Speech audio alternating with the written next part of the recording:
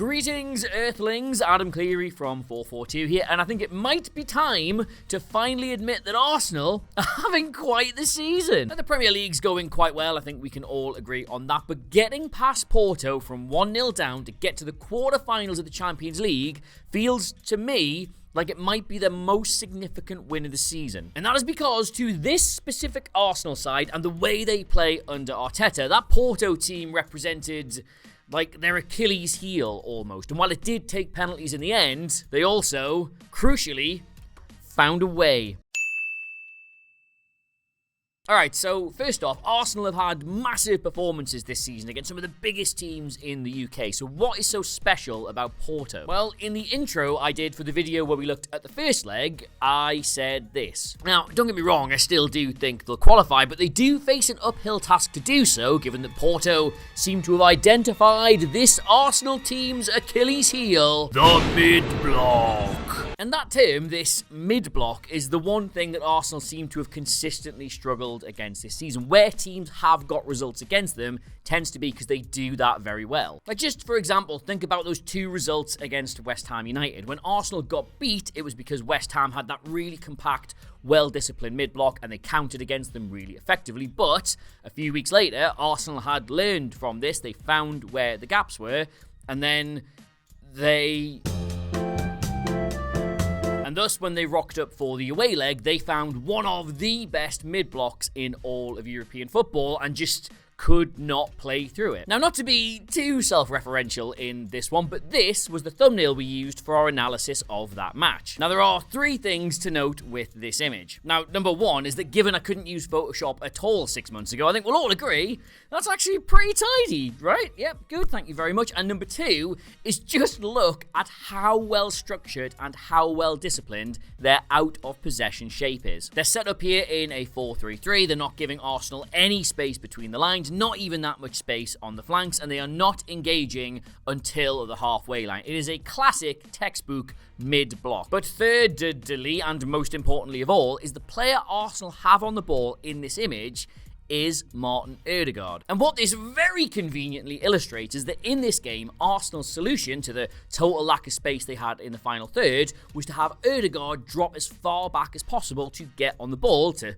try and make something happen. And we can also see this illustrated very neatly in his heat map from that game. You'll see he got the majority of touches in his own half. He really struggled to get on the ball in any meaningful way in the final third. And Arsenal fans, as you know very well, in games where you struggle to get Ødegaard on the ball in the final third, then you struggle to create chances. And so it proved they did not score against Porto, and they lost that game. But people can say whatever they like about Arteta. He does learn from these things. He does adapt this side really, really well, and they did with Ødegaard in this game. This was his heat map from the first leg, and this was his heat map from the second leg. And it isn't just that he was better able to do things in the final third, it's that he was only doing things in the final third. If we just overlay this again with all the passes he made in that first 90 minutes of the game, you will see he virtually never bothers dirtying his hands with getting involved in the build-up. He was clearly specifically instructed by Arteta, just forget all of that. Leave that to Jorginho, leave that to Rice, leave that to White, leave that to the defenders. Just you stay in the final third where you're effective. Doesn't matter if you can't get on the ball for long periods, and we will get it to you. Opta, it was, posted this just unbelievable graph from the first half of that match, showing that Ødegaard completed in 45 minutes only 6 passes. And that is just, like, unheard of for Ødegaard this season. Like, if you look at his numbers across the Premier League, the guy completes something like 60 passes per match on average. The guy is the heartbeat of Arsenal's everything across the pitch. And in this game, they just said, look, doesn't matter. Just does not matter getting on the ball. Don't worry about any of that. Just stay where you can do damage. Thing is, though, this isn't like a simple solution. You can't just take your best passer, your best creator, your most important on-the-ball player and remove him entirely from your own half without there being a cost to that. And the cost here was Declan Rice. I saw a few people saying, oh, he had a really quiet game and he struggled to make an impact. And it wasn't that at all. It's just that we're now used to seeing him playing this sort of advanced 8 role, getting into the box and doing that. He didn't have that luxury in this game. He had to be everywhere in Arsenal's own half, filling in those gaps that Ødegaard normally would. And if we just look, this is his heat map from the game. He doesn't really have any major areas of impact, but he has loads of little ones, and none of them are in the final third. Like, it's actually kind of mad, this heat map, if you think about how Declan Rice's role has been over the last couple of games. It doesn't get anywhere near the box. Like, if you just change that out for the Brentford game, which is Arsenal's last fixture, it literally paints a picture of a man who plays here, yes, but wants to steamroller into attacking areas, and he just didn't do that at all against Porto. But for whatever problems this idea may have created, it was also the thing that got them their goal. You can see here, this is Martin Ødegaard. They managed to find him in a tiny bit of space on the edge of the box, and the reason they prioritized him in this area is because obviously, he is the player in that Arsenal squad with the quality to make something out of what a lot of other players would find to be absolutely nothing. He takes something like 3 or 4 players out of the equation with this pass, gets Leandro Trossard in, 1-0, everything is happy and good. However, as I mentioned at the start of this video, the reason this is such a significant win for Arsenal is because this Porto side is almost perfectly designed to restrict the number of chances they had, and that was the only goal they were able to score. And even before the goal, they had adapted to this approach from Arsenal quite well. Like, I'll show you Arsenal's average positions over the course of those first 90 minutes. Right, you can see, obviously, Ødegaard and Saka, they're the major threat. They were really prioritizing this right-hand side of the attacking areas, and Porto were like, okay, because Kai Havertz isn't really like that guy as a centre forward and going to put pressure on the centre backs, you can see he's quite a lot deeper than you would expect him to be here. I'll overlay Porto's average positions.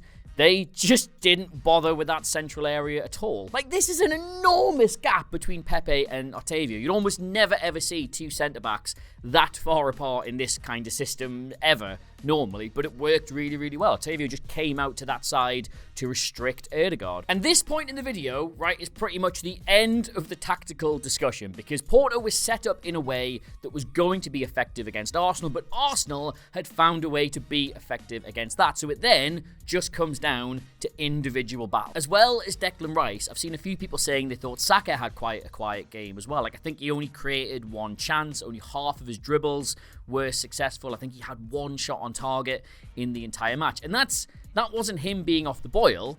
That was Wendell. He might have gone on and missed one of the penalties, but in the actual game itself, he handled Saka about as well as I've ever seen a left-back handle Saka, certainly this season. Just show you his numbers from the SofaScore app, because they're legitimately astonishing. The guy had 16 individual defensive actions in that match. That's like tackles, blocks, clearances, interceptions, recoveries, all that stuff, right? 16. The next highest on the pitch was 8. He had double anybody else. And if we just overlay on the pitch where they all took place, I think aside from this one, which was a clearance from a set piece, they are all just stopping Bukayo Saka. He had an unbelievable game. So then, Arsenal had a system that was reasonably effective at breaking down Porto's mid-block, but also Porto are just really, really good at that mid-block, and it came to a stalemate at 1-1 over the 2 legs. So why did I say this ended up being Arsenal's most significant victory of the season? One word, my friends. Mentality. That's my favourite joke I've ever done.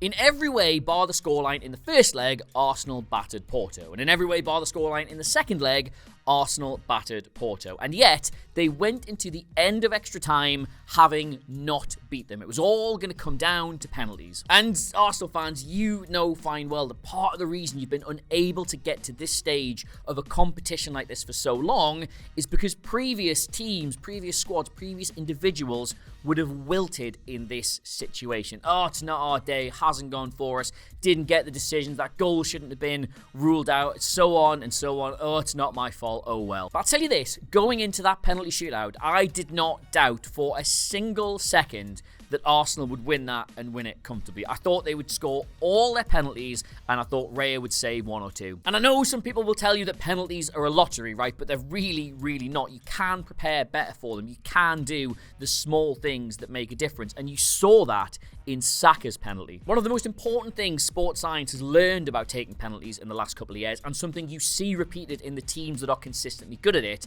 is taking your time on the run-up.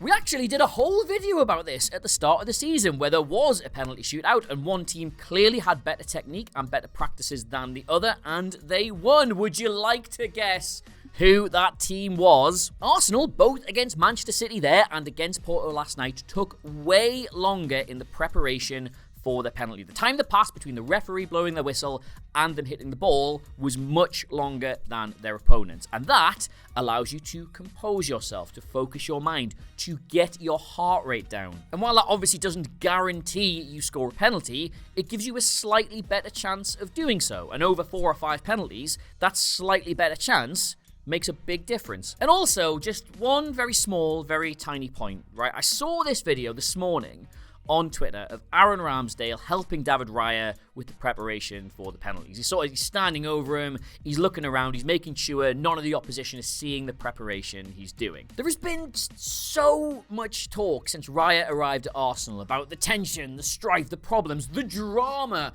of replacing an established number one with somebody completely different. But does that video look to you like two men who want the other to fail? So it might, on the face of it, look like they've squeezed through against a team they should have been comfortably beating, but that is honestly, trust me on this, an enormous, enormous win. They couldn't have been playing a worse team for their style of football. They probably couldn't have had more go against them in terms of just individual brilliance and decisions and whatnot, and yet they found a way. And if you keep finding a way, you win stuff. So, yeah, there you go. That's how Arsenal found a way past Porto. And just on behalf of all English football fans, allow me to say thanks for doing it for the coefficient, boys. I'm away now to email that mentality joke to Costa and see if they fancy sponsoring the channel. But while you're here, why not subscribe? Because we make videos like this all the time. And if you've enjoyed this one, you'd enjoy more. Why deny yourself any little treat in this life? You can get me on all the socials at Adam Clery, Clery, FourFourTwo in the corner of the video. Trent Alexander-Arnold adorns the new cover of the magazine, and it's a brilliant read,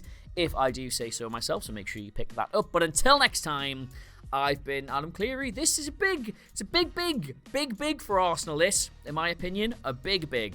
And I'll big you big. Good big.